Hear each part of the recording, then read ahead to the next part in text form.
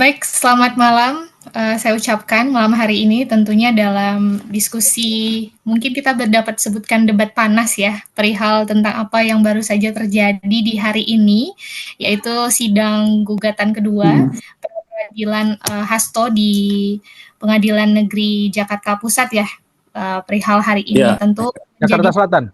Oh sorry, maaf, Jakarta Selatan, betul. Tentu ini menjadi satu perdebatan yang sangat hangat karena mengingat bahwa hari ini sidangnya juga sempat diskors oleh hakim perihal tentang adanya isu bahwa bukan hanya isu sih sebenarnya bahwa ada pelimpahan kasus ke kejaksaan perihal dengan kasus Hasto yang menjadi penggugat dalam pra peradilan. Sebelum kita akan memulai perdebatan malam hari ini, sebenarnya saya mau membahas terlebih dahulu secara umum ya, karena nantinya Zoom kita ini akan direcord dan akan diupload via YouTube, jadi akan ada banyak sisi-sisi orang yang akan mendengarkan YouTube ini, bisa jadi orang yang ahli di bidangnya, bisa jadi ada orang awam juga yang turut mengikuti perkembangan kasus dari Hasto itu sendiri.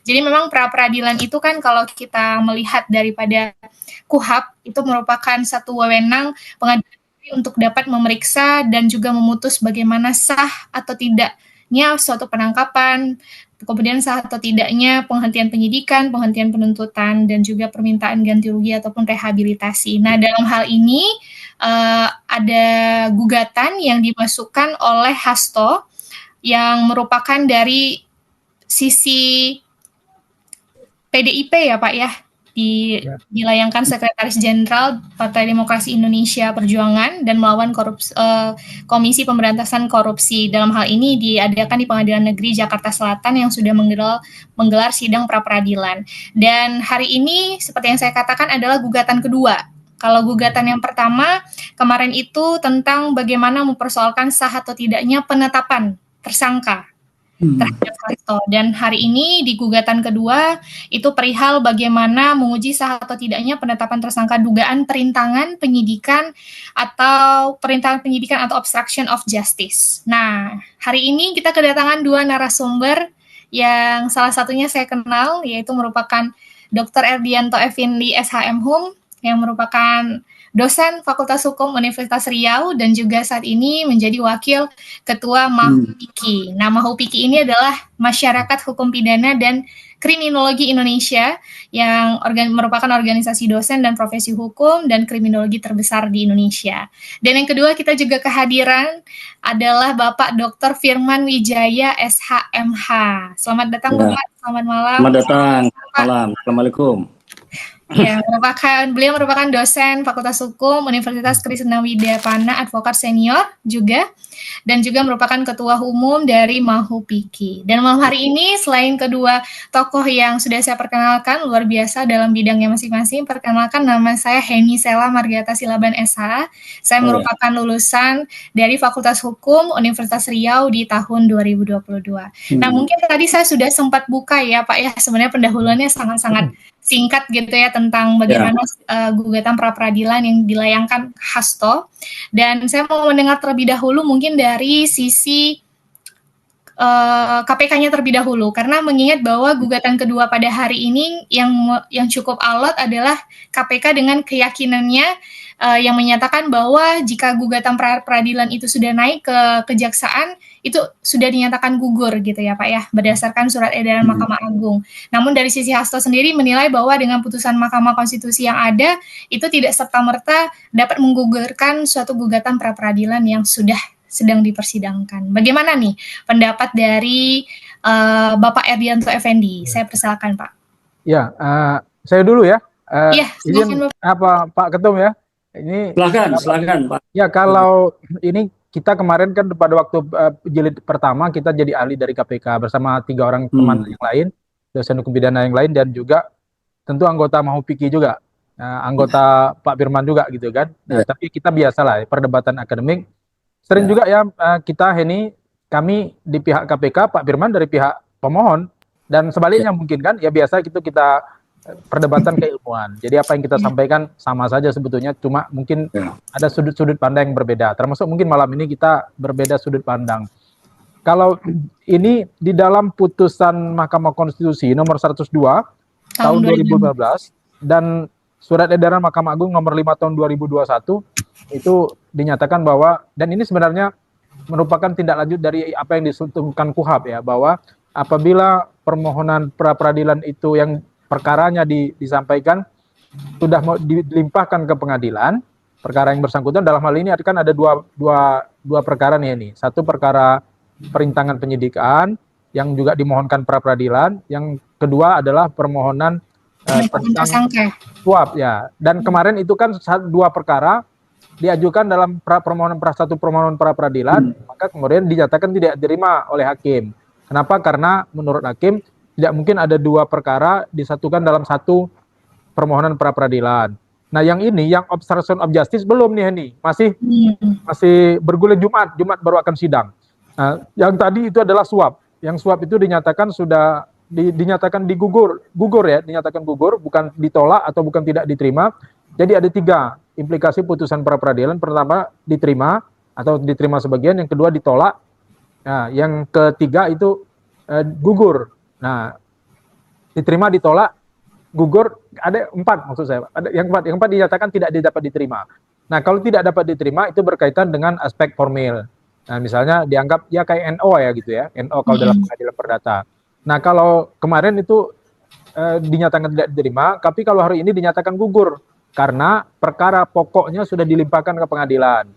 Nah, jadi dalam berdasarkan putusan MK yang tadi saya sebutkan dan surat edaran Mahkamah Agung, itu hakim berpendapat bahwa perkara ini seharusnya sudah dinyatakan gugur karena sudah dilimpahkan ke pengadilan. Nah, itu sebagai pemantik dulu. Nah, itu Henny. Baik, terima kasih Pak Erdianto. Saya mau dengar terlebih dahulu tanggapan dari Pak Firman sendiri. Tapi tadi menarik ya Pak Erdianto perihal tentang bagaimana kemarin perkembangannya adalah gugatan yang pertama itu dinyatakan tidak dapat diterima. Artinya ada kecacatan formil dari gugatan pra peradilan. Namun hari ini dinyatakan gugatannya digugur ya Pak ya. Nah, kemudian apakah ini menjadi satu hal yang bisa dapat diterima dari pihak Hasto sendiri ataupun KPK? Ini kan merupakan 2 sudut pandang yang berbeda ya Pak ya. Nah, bagaimana nih dari sudut pandang Pak Firman selaku ketua daripada Mahupiko? Ya, terima kasih Deni. Saya sebetulnya home base saya di Universitas As-Safiyah ya, dan Tarumanegara. Menarik yang dikatakan Pak Dr. Erdianto ya dalam konteks pra peradilan Hasto hari ini. Ada 2, satu tidak dapat diterima, yang satu adalah dinyatakan gugur karena pokok perkaranya. Nah, saya punya potret khusus lah. Saya ingin bicara pada standing.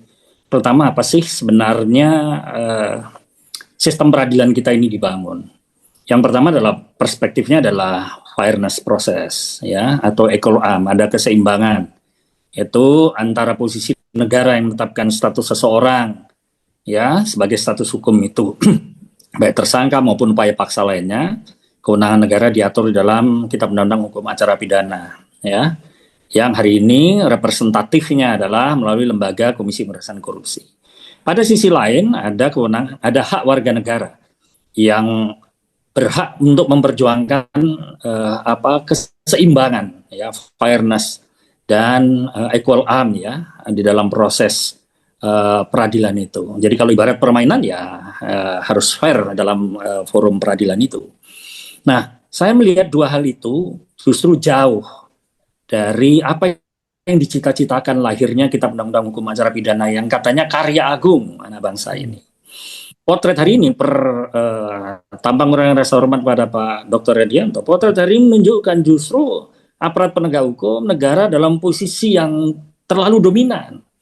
Ya, terlalu dominan ya, posisi tersangka ya siapapun dia warga negara yang mendapat status tersangka, kemudian dilakukan upaya paksa, penangkapan, penahanan dan bahkan tuduhan yang sangat serius ya kaitan dengan obstruction of justice itu.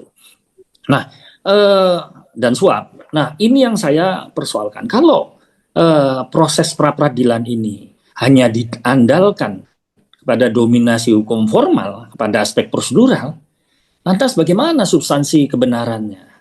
Bagaimana kalau di dalam proses penetapan status tersangka itu ada kesenang-wenangan, ada abuse, ya? Gimana mengujinya? Kalau kemudian muncul beberapa istilah di dalam forum-forum di media sosial mengatakan nih aparat penegak hukum KPK kejar tayang ya kejaksaan dan lembaga-lembaga lain lah yang punya APH yang punya kewenangan untuk menetapkan status tersangka. Ini justru kritik keras saya. Hari ini kita mengatakan demokrasi, kemudian KUHAP itu karya agung, tapi penghargaan terhadap hak asasi manusia. Tapi tiga hal itu hanya isapan jempol belaka ya. Terbukti putusan hakim ya, justru jauh mencerminkan sikap itu, termasuk KPK.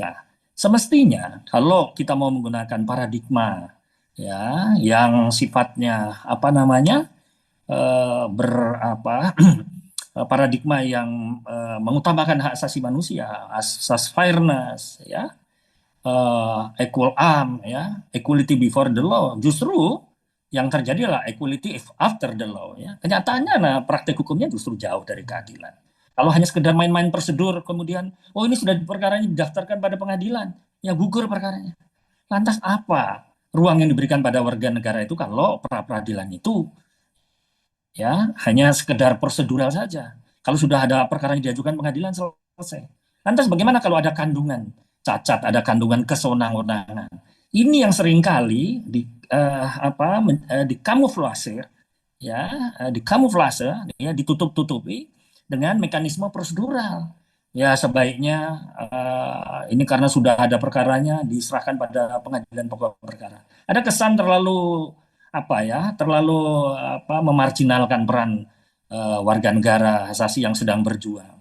Padahal sakral ya ruang sakral peradilan itu Mbak Pak Dokter ya. Makanya saya mengkritik keras kalau cara-caranya hanya seperti ini begitu. Buat apa kita capek-capek membuat instrumen pra peradilan sebagai perspektif hukum acara yang berparadigma hak asasi kalau seperti ini.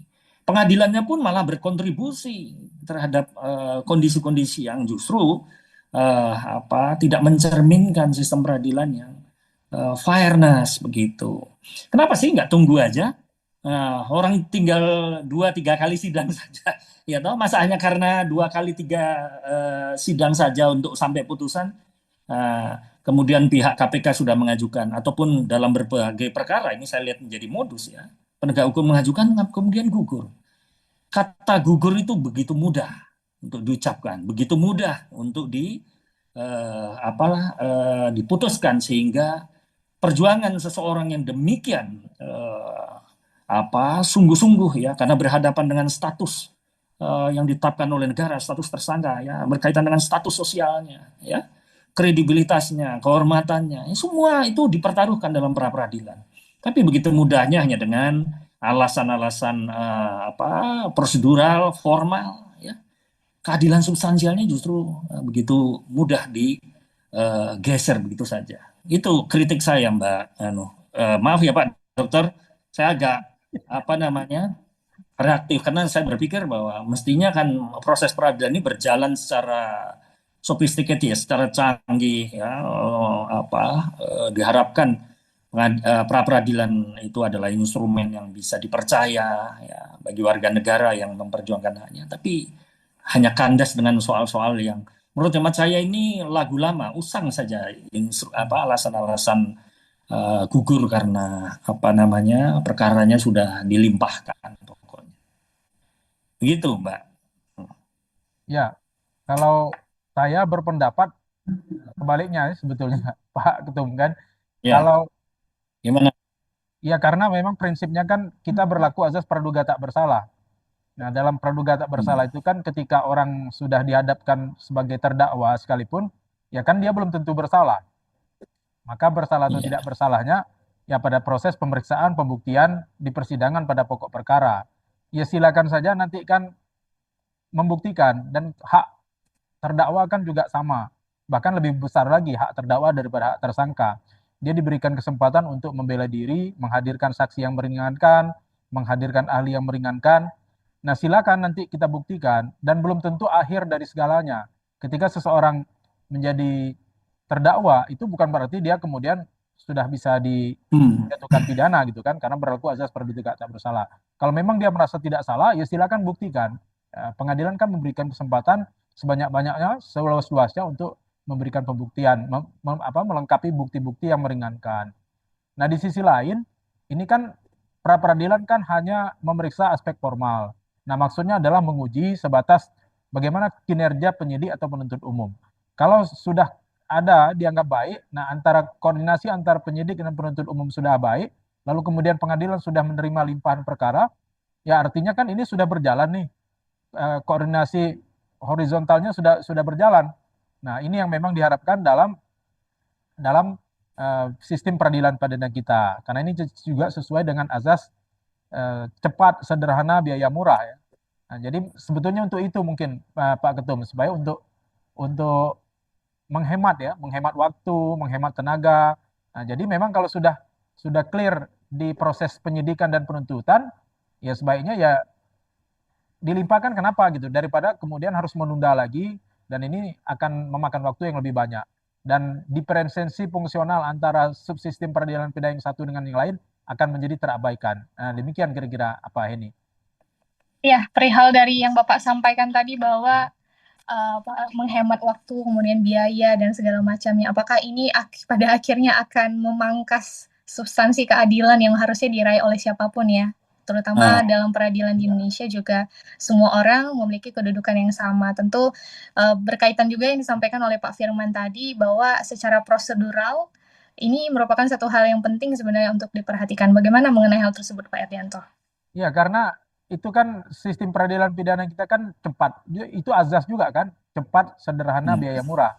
Jadi jangan menunda-nunda. Dan ini tidak mengabaikan kepastian, karena prinsipnya pra peradilan itu kan hanya aspek formal, sekedar menguji kewenangan penyidik dan penuntut umum. Nah, kalau menguji kewenangan pengadilan, nanti kan ada upaya hukum biasa dan ada upaya hukum luar biasa nanti kalaupun sudah putus. Tapi Prinsipnya praduga ya, tak bersalah gitu kan. tapi begini Pak Dr. Redianto, Nah, ya saya izinkan nggak punya pandangan yang sama ya, agak beda pendapat dengan ya, Bapak. ya. Pak, ini sedikit ilustratif aja. Nah, Kalau seseorang dikenai status tersangka, saya rasa itu bukan hanya sekedar aspek formal, Pak, tapi ada aspek hak asasi manusia yang ada dalam diri seseorang. Apapun itu status dan apapun itu derajat daripada perbuatannya. Nah, saya tidak membela posisi seseorang dalam konteks sejauh mana tingkat kesalahan dan sebagainya. Terutama saya menjadi cermatan saya, Pak, terutama kaitan dengan kasus-kasus yang memang ada irisannya dengan scandalizing crime, ya, atau kasus-kasus serius crime seperti ini, yang sifatnya memiliki fenomena-fenomena tertentu, bahkan punya irisan-irisan tertentu dengan kekuasaan.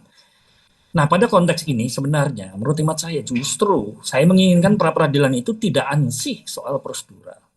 Saya tidak sedang menuduh, tetapi kita sama-sama tahu bahwa lembaga penegak hukum itu, ya, lembaga penegak hukum di Republik kita ini masih jauh dari aspek steril. Saya harus mengatakan gitu tanda kutip ya, karena kita masih sering melihat ada berbagai model intervensi, bahkan ada pandangan seringkali instrumen hukum dipakai sebagai alat pemukul terhadap lawan politik seseorang. Ini paradigma yang non yuridis, tetapi kadangkala secara sensitif muncul di masyarakat kita. Nah, hemat saya untuk menjaga sifat prejudice, menjaga independensi, impartiality dari lembaga penegak hukum, menurut hemat saya kita perlulah memberi ruang yang lebih clear terhadap proses pra peradilan. Apalagi kalau misalnya pada kasus Hasto ini, Mas Hasto ini, ada simpulan atau dugaan misalnya kasus kaitan dengan suap. Yang muncul dalam problem di masyarakat atau perspektif yang muncul di masyarakat. Loh, kasus suapnya sudah diputus kok berapa tahun yang lalu. Kenapa kok masih ada participating of crime ya, keterlibatan tidak benar yang jaraknya cukup jauh dengan perkara yang sudah pernah ditangani dan diputus. Kenapa tidak dipaketkan saja pada waktu awal? Ini kan ada pertanyaan yang tanda kutip bisa saja menjadi scandalizing crime gitu ya, kasus-kasus skandal gitu ya. Nah, aspek kedua Pak, yang bisa memunculkan Pak Dokter memunculkan prejudice terhadap instrumen penegak hukum, misalnya ada kasus miscarriage of justice, obstruction of justice itu, maaf, tuduhannya kepada Mas Hasto kan. Nah, sementara saya khususnya juga mencermati ada pemaknaan obstruction of justice.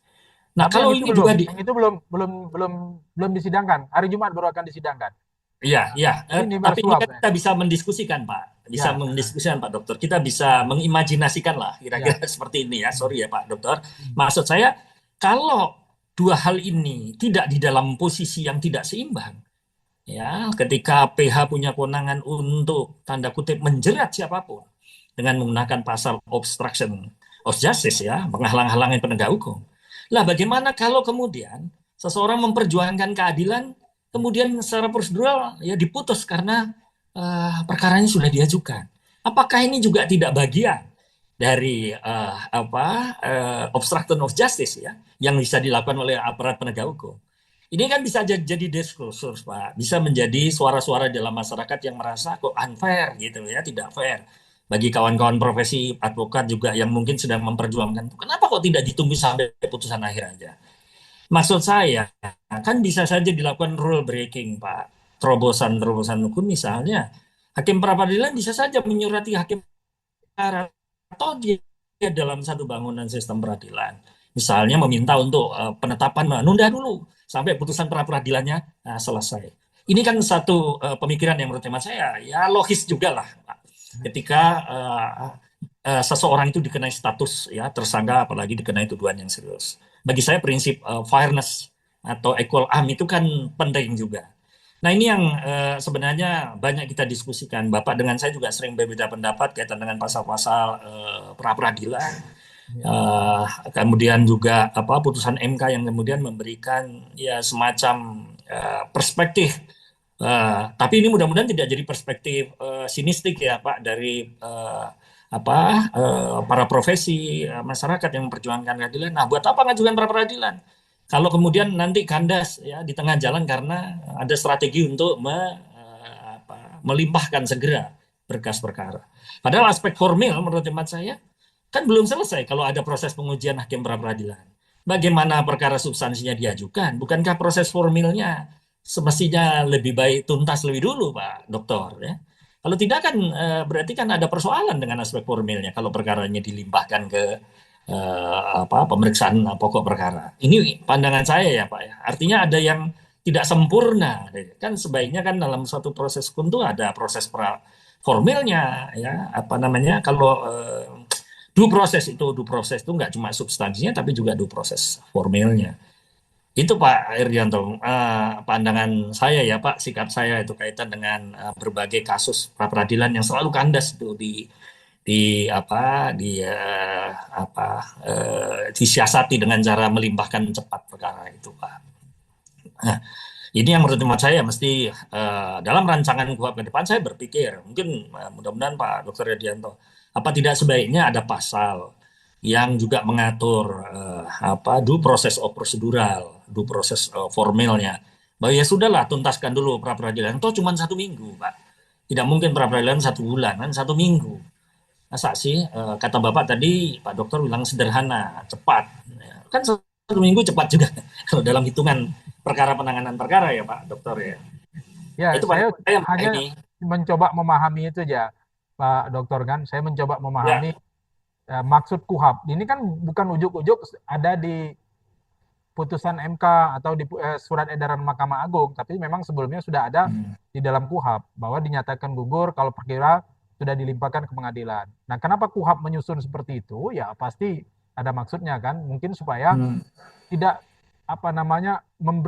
mengabaikan kepastian hukum bagi aparat penegak hukum. Jadi walaupun kita bicara kepastian hukum nih bagi tersangka, ya jangan lupa kepastian hukum bagi penyelenggara dalam hal ini aparat penegak hukum ya jangan diabaikan juga. Jadi kan mereka bekerja nih, sudah memeras waktu, memeras pikiran, lalu kemudian setelah dianggap beres oleh P21 oleh penuntut umum, kemudian sudah diterima berkasnya di pengadilan.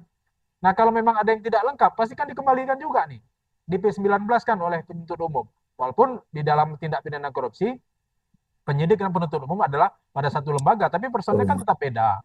Oleh karena itu ya ini menunjukkan bahwa mereka sudah selesai bekerja, ya karena itu tidak ada salahnya diberi reward bahwa karena itu diberikan kesempatan bagi pengadilan pra peradilan untuk menggugurkan permohonan ini. Demikian ini. Ya, tapi yang menjadi fokus utama tadi yang seperti yang dikatakan oleh Pak Firman, memang benturannya adalah perihal kalau dari sisi Pak Erdianto sendiri melihat bahwa ya udah nggak apa-apa karena memang sesuai dengan asas-asas hukum acara pidana ya Pak ya, di mana sederhana, biaya ringan. Kemudian dari sisi dari Pak Firman mengatakan bahwa secara substansi bagaimana bisa dijalankan jikalau secara sisi formilnya ini belum dapat dicapai gitu. Dan ini merupakan Itu sudah satu selesai hal. itu formalnya sudah selesai kan, makanya diterima di P21 tuh ya nih. P21 dan pengadilan menerima artinya sisi formilnya sudah dianggap selesai, sudah ada 3 lembaga loh yang menyatakan Namun itu gugatan yang diterima. kedua pada hari ini kan belum, Iya, kan masih menjadi suatu iya. pertanyaan kenapa pada akhirnya harus gugur karena dilimpahkan ke pengadilan Ya gitu. kan sudah ada 3, ada penyidik, ada penuntut umum, dan ada pengadilan yang sudah menerima. Jadi artinya ya itu nggak ada masalah lagi secara formil, apanya lagi Begini yang mau Pak diuji gitu Dokter, kan. Nah, ya, gini Pak Dokter loh, kalau ya. memang formal sudah selesai lah, lantas instrumen peradilan itu fasilitas dari mana Pak? Kan bukankah juga fasilitas peradilan Kan yang kemarin menguji sudah formilnya? diajukan kemarin sebelumnya kan, jauh Iya, sebelumnya kan sudah diajukan. enggak, maksud saya begini Pak Dokter, ini Nah, kalau dalam rangka layanan atau servis hukum kan ada proses pemberkasan pelimpahan berkas, ya kan, pada lembaga pengadilan. Pengadilan juga memiliki otoritas untuk menilai permohonan pra peradilan. Nah, bagaimana permohonan pra peradilan, proses formal pra peradilan itu, ya, dan proses substansi itu bisa berjalan baik gitu loh Pak. Kalau kemudian tanda kutip ya seperti ada kesan diretas ya prosesnya ya pra peradilan itu ya selesai nggak selesai ya sudah harus gugur perkaranya. Nah, apa tidak bisa dibuat instrumen misalnya memberi kesempatan pra peradilan. Jadi berkas itu diterima dulu oleh pengadilan, tetapi memberi kesempatan pada proses peradilan sampai selesai, Pak. Kan saya rasa itu bisa saja, Pak. Bahkan lebih mudah ketika pra peradilannya anggaplah menyatakan bahwa ada problem terhadap proses penetapan tersangka dalam delik suapnya ataupun dalam delik obstruction of justice-nya, kan bisa ketua pengadilan secara administratif juridis mengembalikan seluruh berkas itu. Itu yang saya maksud juga bisa efisiensi kan Pak. Tadi yang dimaksud Mbak ini apa yang saya tanyakan atau yang kita diskusikan rasa-rasanya terwakili satu sisi prosedur hak asasi manusia yang memperjuangkan melalui proses peradilan, layanan pra peradilan itu kan ada nomor loketnya sendiri, ya kan? Kemudian kalau pelimpahan perkara ada nomor loketnya sendiri. Nah, dalam konteks manajemen peradilan, maksud saya Pak Dokter Mbak ini kan kenapa tidak sih manajemen pengadilan itu kan bahkan ada buku 1, buku 2, buku 3-nya itu mengatur tentang manajemen pengadilan. Masa tidak bisa memberi kesempatan menunggu ya. Kalau toh juga semua mendasarkan pada penetapan, menunjuk hakimnya nanti penetapan juga, menunjuk hakim pra peradilan penetapan juga. Nah, dalam mekanisme penetapan itu kan bisa ditata kelola manajemen peradilannya. Nah, menurut saya ini agak kacau, Pak, ya kan? Proses pra peradilan masuk, ya, pengadilan memberikan nomor perkara, nomor layanan, termasuk menunjuk hakimnya. Sisi lain ada perkara masuk. Bukankah kalau pakai logika manajemen peradilan, perkara yang lebih dulu masuk yang harus diselesaikan dulu dong, Pak. Baru perkara yang berikutnya yang pokok perkaranya. Dan itu ya, bisa menjadi satu rangkaian menurut hemat saya. Ya ya, asal sabar aja. Ini ya, kalau saya lihat kan nggak sabar ini ya, KPK begitu ya kan. ya Atau bisa saja kan. Sebagai sebuah pemikiran kan bisa saja itu dapat hmm, diterima. Ya sebagai jus constituendum ya boleh-boleh diterima. Mungkin ke hmm, depan ya Pak Firman ya. Mungkin ke ya, depan itu perlu diatur dalam KUHP kita yang sedang kita susun sekarang RUU KUHP. Tapi ya secara normatif ya begini adanya sekarang. Ya ya inilah yang tapi harus dipatuhi hmm, gitu kan. Dan Namun saya kira hakim secara sudah betul gitu kan. Hakim sudah hmm, betul karena memang panduannya begitu gitu. Namun secara ya, normatif memang ada peraturan yang Ya memang saling begitu ya. bersinggungan ya Pak ya, tidak Ya, iya, ada sejalan. Kalau ada kita tiga lihat sumber kan hukum di yang peraturan iya, wajib Mahkamah dipatuhi hakim Konstitusi, gitu kan. ya, Ya. kalau Ya. iya, peraturan Mahkamah Konstitusi itu di tahun 2021, surat edarannya di tahun 2015 sebenarnya hanya Ya. berjarak hmm, 6 tahun, tapi Ya. cukup memberikan konsekuensi yang sangat berbeda ya Pak ya dari Ya iya, KUHP tahun putusan Mahkamah 81 malah Konstitusi gitu dan kan. surat edaran Mahkamah Agung Ya. gitu. iya, Berkaitan juga seperti simpelnya kalau kita sedang ingin mengajukan perkara perdata namun secara pidananya belum selesai kan memang harus diselesaikan satu ya. Memang iya, konteks yang berbeda tapi ya, secara logika hukumnya dapat disamakan sebetulnya jikalau iya, pra peradilannya diselesaikan terlebih dahulu kemudian di Pengadilan Negeri Tipikornya akan dijalankan setelah Iya, pra-peradilannya berjalan. apalagi nih jenis perkaranya sama, Mbak, begitu. Hmm. Dan perkara pidana ini. Tapi kuasinya kan beda. Satu Iya. formal, satu material, satu pokok Iya, perkara. tapi produknya sama, Pak Dokter. Waduh. Tapi Ini memang kan, Pak, formil dan material memang dua sisi yang berbeda, tidak dapat iya, tapi disamakan. kan Nah, nggak kan? mungkin Iya, dipisahkan. Memang sidang pidananya nggak pakai hukum formil. Terus pakai iya. apa? Tapi kan yang menjadi permasalahan hari ini adalah mengapa pada akhirnya gugatan pra-peradilan itu digugurkan, begitu pertanyaannya Iya, adalah Pak Yanto. dan korbannya sudah banyak itu dengan Iya. cara-cara begini. Terlepas dari bagaimana sisi nanti formil dan materi ini berjalan beriringan atau berbeda satu sama lain, namun yang menjadi pertanyaan Pak Arianto, dari sisi selain jawaban adalah surat edaran Mahkamah Agung, surat edaran yang sudah ada pada hari ini. Pada dasarnya substansi hukum yang paling dasar yang menjadi pembenaran bahwa tidak dipermasalahkan suatu gugatan pra-peradilan itu gugur jikalau gugatan tersebut sudah naik ke pengadilan, Pak Arianto. Ya, tadi saya berusaha menjelaskan ya bahwa memang secara normatif pertama dia punya alasan yuridis kan. Pertama ada surat edaran Mahkamah Agung, Ya. putusan Mahkamah Konstitusi dan KUHAP sendiri. Itu secara yuridis kan. Kemudian secara filosofis dan secara praktis mengapa ini untuk membuat hak-hak azazi manusia dalam hal ini praduga tak bersalah, kemudian pengadilan dengan biaya murah, cepat, sederhana, kemudian diferensiasi fungsional, kemudian koordinasi horizontal antara subsistem peradilan pidana. Dalam rangka itu menghormati kepastian itu. Jadi kepastian hukum yang dimaksud bukan kepastian hukum bagi tersangka saja, tapi juga kepastian hukum bagi penegak hukum gitu kan. Jangan sampai penegak hukum kemudian diganggu-ganggu dalam hal bekerja. Mereka bekerja kan sudah berusaha profesional. Dibuktikan Pra peradilan ganggu-ganggu, Pak Dokter. Namun kalau kita bicara ya, itu tentang sepanjang prosedurnya diikuti ya kan nggak masalah Iya. itu kan? Iya. Tapi kan buat saya kan sudah tidak sebanding, Mbak, ini. Yang satu tadi asasnya prinsip diferensiasi fungsi itu dominasinya penegak hukum loh. Ya. Kedua juga dominus litis apalagi. Di mana posisi tersangka? Hanya pra peradilan satu pasal itu Dia aja, kan punya Mbak. hak untuk membela diri.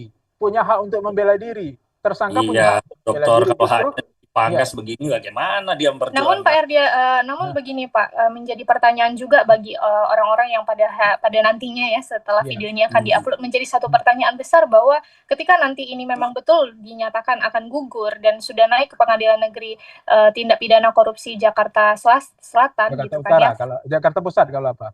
Jakarta Pusat ya. Kalau yang hari ini sidangnya adalah di Jakarta Selatan begitu ya. Nah, kalau misalnya pada akhirnya berjalan demikian, bagaimana tentang status penetapan tersangka, kemudian juga tentang delik suap, kemudian delik insider objection tadi itu akan berjalan, Pak Arianto? Nggak ada, Mbak. Ini saya salah ya. Kalau sudah maju sidang pokok perkara, habis sudah. Habis kan, Pak? Karena sudah berjalan dia bilang nanti hakimnya bahwa itu urusan di pra-peradilan. Karena sudah berjalan pada pokok perkaranya, artinya si Hasto ini akan dinyatakan bersalah, begitu Pak Erdianto? Iya, artinya hak-hak untuk mengatakan status penetapan tersangka dan sudah tidak relevan lagi dalam pokok perkara. Banyak kok yang bebas. Pak Dirman, banyak yang bebas. Banyak. Tentu kalau korupsi sulit nggak sih Pak Erdianto? Semua masuk kok. Tidak semua masuk kok. Masih diberi kesempatan. Kalau tindak pidana korupsi itu kan tindak pidana khusus yang cukup berat ya Pak Erdianto ya? Ya banyak juga yang bebas, banyak yang bebas. Termasuk juga peradilan banyak juga yang diterima. Jadi nggak semua ditolak. Kalau banyak itu kan bisa kita ukur Pak jumlahnya. Misalnya 60-40 ini kan cuma 1-2. Ya kan begini. Ini adalah untuk sampai pada keputusan orang ditersangkakan itu kan melewati proses yang juga panjang kan. Ada penyelidikan, ada penyidikan, ada penuntutan, kemudian pemeriksaan di sidang pengadilan. Jadi wajar dong kalau kemudian sudah sedemikian banyak orang yang berpendapat orang ini salah, kalau kemudian hakim memutuskan salah ya secara mayoritas orang berpendapat ya wajar gitu kan. Tapi kan memang ada peluang juga ada kesalahan bukan begitu Pak Elianto? Kesalahan dalam satu sistem mekanisme formil. Ya, kalau seperti itu kan bisa dinilai kan Mbak, bisa dinilai kan Pak Dokter. Ya orang tuh katanya sama di depan hukum, tapi ternyata di depan penegak hukumnya beda, ya kan. Namun saya mau tidak semua orang sama di depan penegak hukum. Agar situasinya tidak terlalu memanas. Ini kan memang kenyataan begitu Pak Dokter. Ya kan kalau kita lihat data yang ada ya dengan instrumen yang ada hampir nggak ada. Maaf tanpa mengerendasan, saya mengatakan suara para penegak hukum itu seperti core yang sama begitu. Ada konduktornya itu. Ya posisi tersangka rata-rata sulit, apalagi penasihat hukumnya. Ya kecil sekali ruang untuk mau memperjuangkan hak dan keadilannya tentang status dia itu. Jadi sekali lagi saya katakan, di mana sih kesempatannya? Cuman ada di situ. Makanya buat saya pertanyaan jadi tidak logis. Kok hakim mengatakan ini ada dua tuduhannya? Anda harus pisahkan. Giliran sudah dipisahkan, dua-duanya dibunuh tanda kutip. Yang satu dinyatakan tidak diterima, satu dinyatakan gugur. Lantas buat apa ya memberikan saran-saran seperti itu gitu? Tapi Jadi tadi itu yang dikatakan Pak Erdianto yang ketiga tadi kapan Pak? Minggu depan ya Pak ya? Minggu Minggu depan depan. akan ya, hari tapi Jumat. gelagatnya sudah bisa dibaca itu, Mbak Eni. Pak Dokter Redianto itu sebenarnya bisa membaca itu gelagatnya kemungkinan minggu depan seperti apa putusannya. Ya, Oh, yang belum ini tentu. Sering Tapi kalah kalau juga dari kita Pak loh, Firman Pak. sendiri ini sepertinya apakah emosional? konsentrasi. Ya iyalah, Mbak Eni. Bagaimana seseorang ya, statusnya seseorang itu Pak Hasto. Bagaimana dia bisa konsentrasi? Apa dia bisa memecah dirinya menjadi dua bagian, satu untuk perkara ini, satu dia besok sudah diadili kok, ya kan? Tentu dia harus konsentrasi pada persidangan pokoknya, dan sulit sekali orang akan, dan tidak punya efek apa-apa kalau itu kemudian dinyatakan dikabulkan, sudah statusnya diajukan sebagai terdakwa akan diadili persidangan, pasti semua konsentrasinya diarahkan ke situ. Itu yang saya katakan, equal arm-nya nggak ada gitu. Yang coba Tapi sekali-kali Pak Dr. RD meriset tidak hanya penegak hukumnya, sekali-kali meriset Siap, bagaimana siap. penasihat hukumnya sama akunya Pak. Maksud Ya, saya ya, yang penting apa ini kita sepakat untuk tidak sepakat karena ya, dari sudut pandang yang berbeda. Ini iya ya, ya. perdebatan akademis. Kita Mhm. ya. walaupun apa istilah dalam pepatah itu sebiduk tapi tidak selantai. Nah, gitu Oh, kan. Ya segitu kan enggak. kita berteman itu Ya, kan. ya, Tapi siap. melihat dari tujuan Ya, hukum itu sendiri terakhir nih mungkin ya ya. sebelum nanti akan segera berakhir, tujuan daripada Nah, hukum kan tentunya akan memberikan keadilan, kepastian dan kemanfaatan hukum. Tidak pun kita berbicara tentang Pak Hasto sendiri yang pada hari ini menjadi seorang tersangka yang ditetapkan dalam kasus dugaan tindak pidana korupsi ini. Bagaimana pada akhirnya ini akan memberikan kepastian, keadilan dan kemanfaatan bagi masyarakat umum di luar sana Pak Erdianto perihal ya, tentang pandangan terhadap pra peradilan, karena pra peradilan itu dianggap menjadi satu persidangan yang cukup istimewa baik itu bagi halayak yang berpengetahuan hukum ataupun tidak Pak, karena memang sudah sidangnya singkat kemudian langsung dapat memberikan satu akibat hukum yang cukup signifikan Pak Erdianto. ya kan ada asas audi alteram parte. Kedua belah pihak harus didengarkan. Nah, ini yang harus kita dengarkan. Kalau kita dengarkan dari sisi pemohon, ya pasti ada hal-hal yang menurut mereka termohon lemah. Nah, begitu juga sebaliknya kan. Kita dengarkan juga dari sisi termohon. Saya kira hakim, ya kita mendampingi KPK bukan sekali dua juga kalah. Sering juga kita dikalahkan. Nah, jadi kita menghormatilah putusan hakim. Apapun lah, walaupun kita kalah juga, kadang-kadang kita juga timbul tanda tanya, ini kenapa kok kalau dalam kasus seperti ini kita kalah, kita juga sudah menganalisis juga sebenarnya. Tapi ya sudah, apa itu adalah putusan pengadilan, gitu kan. Kita hormati. Rex judicata peritata pro habetur. Baik, dari Oke. begitu mungkin dari Pak Erdianto ya. Dari Pak Firman sendiri, pandangannya apakah ini menjadi satu emosional yang mendalam dan cukup Ya, menarik karena ingin berdebat dengan Pak Erdianto atau memang ya, tapi masih tetap dengan substansi hukum yang tadi Pak Firman katakan, ya Pak? kali ini Pak Erdianto sepertinya berposisi di praktisi hukum ya kan. Saya malah mencoba masuk di posisi akademisi. Entah kita saling bertukar-tukar lah, tapi ya nggak apa-apa.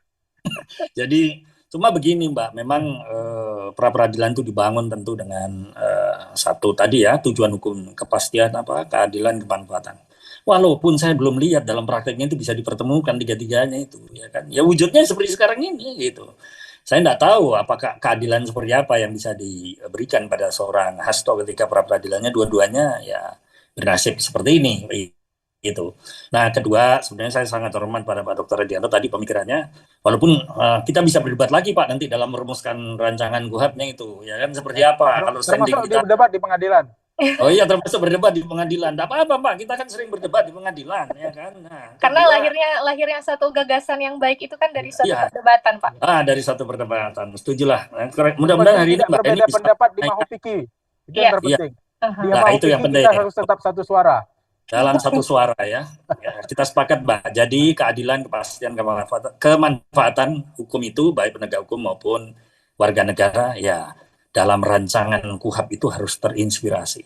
Dan mudah-mudahan Pak Dr. RD punya tanggung jawab moral juga termasuk saya untuk memperjuangkan di dalam KUHAP oleh Mahupiki. Kira-kira itu Mbak Heni. Iya, Ya. terakhir mungkin harapannya bagaimana nih Pak? Karena kan belum selesai sampai pada hari ini persidangan yang akan ada. Harapannya mungkin ke depan seperti apa Pak dari kasus Hasto ini sendiri? ya minimal ini bisa menjadi landmark decision ya ke depan ya, bagaimana membangun putusan-putusan peradilan yang monumental lah. Satu sisi kepastian keadilan kemanfaatannya dibangun, fairness proses para pihak negara dan terutama warga negara. Bagaimanapun ketika status hukum warga negara dalam posisi yang lemah, ya tentu perspektif hak asasi manusia menjadi penting di dalam hal ini dan menjadi perjuangan kita bagaimana sistem peradilan pidana yang modern. Setuju juga dengan pemberantasan korupsi harus bisa dituntaskan di negeri ini. Itu pemikiran saya dengan Pak Dr. Yadi juga. Kalau dari Pak Gitu, Ardianto sendiri, bagaimana Pak closing statement sekaligus harapan terkait dengan kasus Hasto ini sendiri dari sisi KPK sepertinya ya Pak Ardianto ini, dari sisi praktisi hukum seperti yang dikatakan oleh Pak Firman tadi. Kalau bagi saya penegak hukum ya juga perlu dilindungi dalam menjalankan tugasnya. Jadi jangan dianggap kemudian tidak ada kepastian bagi penegak hukum. Karena penegak hukum dalam bekerja kan perlu juga dijamin kepastian hukumnya. Aspek keadilannya juga di situ. Keadilan itu adalah output dari kemanfaatan dan kepastian. Tidak mungkin ada keadilan kalau tidak ada kepastian, tidak ada kemanfaatan. Jadi kalau menurut saya itu, izin Pak Ketum, bukan tidak bisa dibuat segitiga seperti ini. Kalau banyak filsuf kan, filsuf hukum menyatakan 3 sisi, keadilan, kepastian, dan keadilan. Menurut saya seperti ini, posisinya seperti ini. Keadilan, kepastian, ujungnya adalah kemanfaatan, kepastian, ujungnya adalah keadilan. Jadi keadilan itu adalah output dari kepastian dan kemanfaatan.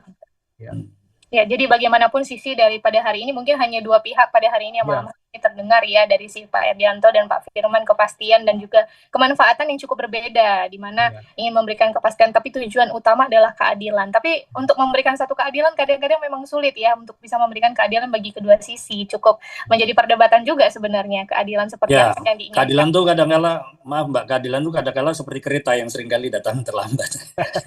Tapi ya sudahlah, itu nanti orang yang justice itu. Tapi bagaimanapun itu masih ada banyak waktu dan media cara untuk dapat memperjuangkan keadilan, terutama dalam kasus Hasto ini ya Pak ya. Semoga ada titik terang tentunya. Apakah hal ini akan memberikan satu pembaharuan hukum yang baru juga buat hukum di Indonesia, terutama tentang bicara acara pidana kita yang cukup memerlukan satu banyak perubahan-perubahan penting, karena kan hukum itu terus berjalan, hukum itu sifatnya dinamis, terus bergerak untuk bisa memenuhi kebutuhan hukum masyarakat yang ada, kemudian terkait dengan situasional yang terjadi di hukum Indonesia itu sendiri. Apakah masih ada yang ingin disampaikan oleh kedua tokoh hebat kita malam hari ini? Kalau dalam pandangan hukum cukup, biasanya kalau hakim bertanya cukup ya Pak. Karena kalau perdebatannya dilanjutkan bisa jadi berjalan 3 hari ya Pak Ardianto. Iya gitu. Tapi kita tetap bersabar dan kita akan ketemu lagi di pengadilan. Ya itu dia, artinya gini, apapun perbedaan pendapat kita tetap berteman. Jadi tidak boleh baper dalam berperkara. Jadi sisi lain kita bisa jadi kita berdebat kayak keras di pengadilan, ya, tetapi di luar kita tetap berteman. Kita bukan cuma saya dan Pak Firman yang berbeda posisi di sidang pra-peradilan di Jakarta Selatan, sama teman-teman yang lain. Nanti kita undang ya Pak Ketum ya. Kita undang boleh. Terutama Pak Sekjen tuh Dr. Rasmi. Kan dia diam-diam aja tuh jadi ahli. Bagi agenda Mahupiki. Iya. Karena memang perbedaan itu yang membuat kita pada akhirnya terus menggali ya Pak ya. Ya, itu demokrasi di dalam organisasi kita di Mahupiki. Dan itu sisi penting yang harus dimiliki oleh para penegak hukum, karena kalau kita berdebat dalam pengadilan, itu berdebat di luar yang lain, itu akan mempengaruhi sisi profesionalitas yang kemarin kan, jangan kayak kemarin dibawa bertengkarnya kemana-mana. Jangan sampai begitulah ya Pak. Diharapkan sisi yang ada tetap baik dan positif ya. Mas Herdi punya mahasiswa, saya kan juga punya mahasiswi kan. Punya fansnya sendiri-sendiri di kampus masing-masing. Baik, terima kasih Pak Firman Wijaya malam hari ini, waktunya diskusi singkat namun sangat bermakna, dan semoga ini bisa menjadi titik terang dan pengetahuan yang baru ya bagi setiap orang yang akan mendengar di channel YouTube-nya Pak Ardianto. Kita doakan juga Pak Ardianto terus berbagi tentunya edukasi pendidikan yang sangat baik sekali tentunya ya bagi mahasiswa baru Fakultas Hukum atau bahkan bagi para aktivis dan praktisi hukum ya, untuk bisa terus bergerak dengan keilmuan yang dimiliki untuk terus berpikir kritis, menggali analisa dan terus menjadi seorang praktis dan penegak hukum yang baik tentunya. Terima kasih juga waktunya Pak Terima Erianto kasih Pak Effendi. Ketum Terima kasih. sudah hadir. Terima kasih Pak Presiden, Pak Saya Terima doakan kasih, Henny. sukses dan Ya. sehat Sukses selalu. selalu. Terima kasih Pak. Sama-sama sukses untuk Pak Assalamualaikum. Prof. Dr. Radianto. Waalaikumsalam. Iya, Sehat selalu. selamat Pak. Assalamualaikum. Saya izin pamit ya. Iya, terima selamat kasih, malam Pak Pak. Ketum. Salam.